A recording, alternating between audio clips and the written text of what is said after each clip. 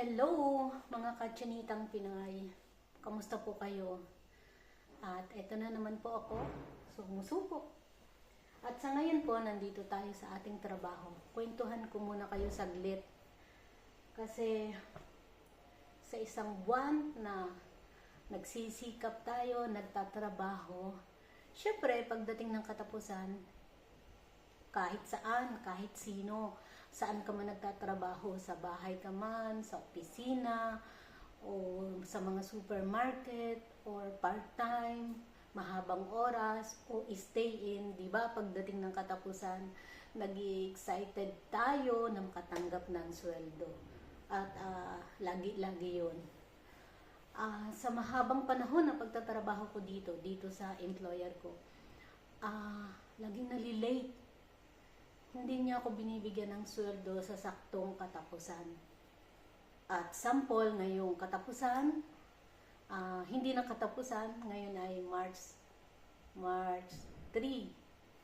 Pero kinontrol natin yung ating sweldo, wala pa rin. So, syempre, nagtatrabaho tayo. May panahon na kailangan na natin na makuha yung sweldo dahil una, may bayarin tayo sa bahay. So, yung bahay na ating tinitirahan. Pangalawa, yung mga pangailangan natin na pagkain. Siyempre, hindi tayo makakatrabaho kung hindi tayo makakakain. Diba? Kaya, tapos kung isa lang yung employer natin, so isa lang din yung sweldo natin. Yan po yung buhay ko dito sa ibang bansa bilang kasambahay. Excited pag malapit na yung katapusan kasi makukamta natin yung sweldo natin. Tapos hindi pa nahahawakan, binabudget na kagad, bayarin ng bahay, yung parte ng pagkain, yung ating ticket, yung monthly ticket natin na para hindi na sasakay ng pag sumakay ng bus ay lagay yung loob na walang inspector. Ayan. At yung mga bayarin ng ilaw, tubig, sama-sama na yan. Na minsan po nagkakasabay-sabay yung dating. So, minsan may buwan din na maiinis ka sa employer mo. Dahil hindi pa binibigay ka agad yung sweldo. O, ayun lang naman eh. Pero yung trabaho mo sa kanila, hindi nalilate.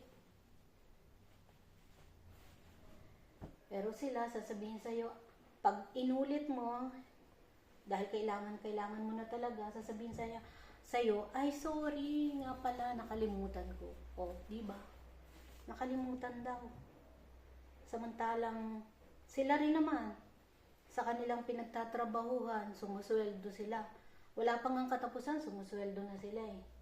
Pero bakit ganun? Yung sweldo mo nakakalimutan nila. Mas nauuna pa yung mga samantalang araw-araw kanilang kasama.